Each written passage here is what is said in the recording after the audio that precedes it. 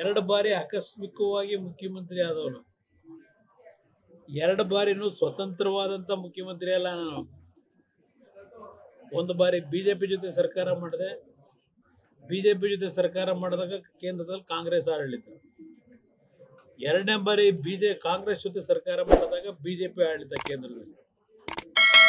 ಎರಡೂ ಸಂದರ್ಭದಲ್ಲೂ ಕಬ್ಬು ಬೆಳೆಗಾರರ ವಿಷಯದಲ್ಲಿ ಸಮಸ್ಯೆಗಳು ಉಂಟಾದಾಗ ಎರಡೂ ಸಂದರ್ಭದಲ್ಲಿ ನಾನು ಎಂದೂ ಸಹ ಕೇಂದ್ರ ಸರ್ಕಾರದ ಮೇಲೆ ಹೊರೆ ಕೊಡಲಿಲ್ಲ.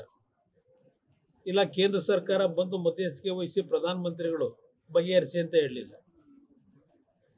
ನನ್ನ ಒಂದು ಲೆವೆಲ್ನಲ್ಲೇ ನಮ್ಮ ಸರ್ಕಾರದಲ್ಲಿ ಕೆಲವು ವೈಯಕ್ತಿಕವಾದ ನಿರ್ಧಾರ ನಾನೇ ಮಾಡಿದ್ದೇನೆ. ರೈತರು ಬೀದಿಗೆ ಹೋಗಿ ಪ್ರತಿಭಟನೆ ಮಾಡ್ಲಿಕ್ಕೆ ನಾನು ಎಂದೂ ಅವಕಾಶ ಕೊಡಲಿಲ್ಲ. ಗುಜರಾತ್ ಮಹಾರಾಷ್ಟ್ರದಲ್ಲಿ ಸರ್ ಪ್ರತಿ ಟರ್ಗೆ 4,500 ಕೋಆಪರೇಟಿವ್ ಶಿಕ್ಷಣ ಭಾಳ ಚೆನ್ನಾಗಿ ನಡೀತಾ ಇದೆ. ಕರ್ನಾಟಕದಲ್ಲಿ ಏನಕ್ಕೆ ಸರ್ ಇರೋ 70 ಸಕ್ಕರೆ ಕಾರ್ಖಾನೆಗಳಲ್ಲಿ ಎಲ್ಲ ಪ್ರಭಾವಿ ಇವರೇ ಆಗಿ ಈ ತರ ನಾನು ಅದು ಒಂದು ಕ್ಲಾರಿಫಿಕೇಶನ್ ಕೊಡಬೇಕು ಅಂತೀನಿ. ಒಳ್ಳೆ ಪ್ರಶ್ನೆ ಕೇಳಿದ್ರಿ. ಮೂರು ಪಕ್ಷಗಳಲ್ಲೂ ಸಕ್ಕರೆ ಕಾರ್ಖಾನೆ ಮಾಲೀಕರಿದ್ದು ಇವರು ಕಾರ್ಖಾನೆ ಮಾಲೀಕರು ಪರವಾಗಿದ್ದಾರೆ ಅಂತಕ್ಕಂಥ ಒಂದು ಅಪಾದನೆ ಇದೆ ಜನಪ್ರತಿನಿಧಿಗಳ ಮೇಲೆ.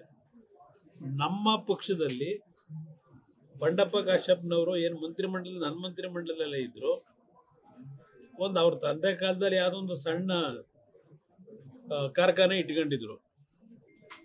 ಈಗಾಗಲೇ ಅವರು 3 ವರ್ಷದಿಂದನೇ ಮಾರಾಟನೂ ಮಾಡಿಬಿಟ್ರು ಸವಾಸ ಬೇಡ ಅಂತ. ನನ್ನ ಪಕ್ಷದಲ್ಲಿ ಜನತಾ JDSನಲ್ಲಿ ಯಾವುದೇ ಸಕ್ಕರೆ ಕಾರ್ಖಾನೆ ಮಾಲೀಕರು ನಮ್ಮ ಪಕ್ಷದಲ್ಲಿಲ್ಲ. ಅದನ್ನು ನಾಡಿನ ಜನತೆಗೆ ಸ್ಪಷ್ಟವಾಗಿ ಹೇಳ್ತೇನೆ.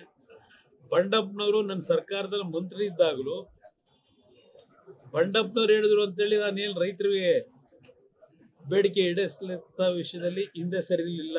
ಆಗಲೂ ಅವತ್ತು ರೈತರುಗಳಿಗೆ ಅವರ ಏನು ಬೇಡಿಕೆಗಳಿಟ್ಟಿದ್ರು ಅದನ್ನೆಲ್ಲ ಸಾಲ್ವ್ ಮಾಡ್ತಕ್ಕಂಥದ್ರಲ್ಲಿ ನಾನು ಸಮಯ ವ್ಯರ್ಥ ಮಾಡಿಲ್ಲ. ಒಂದು ಬಾರಿ ಹೇಳ್ತೀನಿ ನಿಮಗೆ,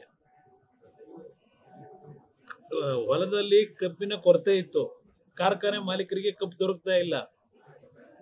ಅವ್ರು ಏನು ಮಾಡಿದ್ರು, ಉತ್ತರ ಕರ್ನಾಟಕದಲ್ಲಿ ಆ ಕಾರ್ಖಾನೆ ಮಾಲೀಕರು ನಿಮಗೆ 200 ರೂಪಾಯಿ ಎಕ್ಸ್ಟ್ರಾ ಕೊಡ್ತೀವಿ ಅಂತ ಹೇಳಿ ಅವ್ರ ಕಾರ್ಖಾನೆಗಳಿಗೆ ಕಬ್ಬು ಓಡಿಸ್ಕೊಳ್ಳೋದಕ್ಕೆ ರೈತರ ಹತ್ರ ಪ್ರಾರಂಭ ಮಾಡ್ಕೊಂಡ್ರು. ಹಿಂದಿನ ಸರ್ಕಾರದಲ್ಲಿ ನಾನಿದ್ದಾಗಲ್ಲ, ಹಿಂದೆ ಇದ್ದಾಗ.